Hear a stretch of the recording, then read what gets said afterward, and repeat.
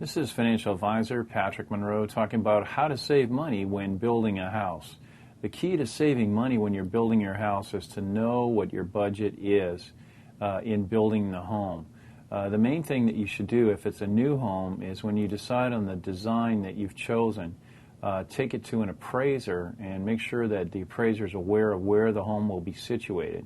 They can literally take the blueprints before the home is built and the specifications and basically what you have decided to put in the house and appraise it on paper before you absolutely start to build it.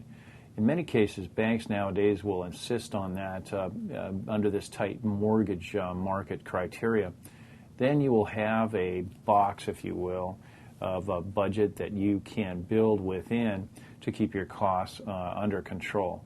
Having a budget is an important financial situation for you when you start a project such as building a home, and make sure that the appraiser is credited for that particular marketplace so that you'll have a true valuation of your new home before you begin to build it.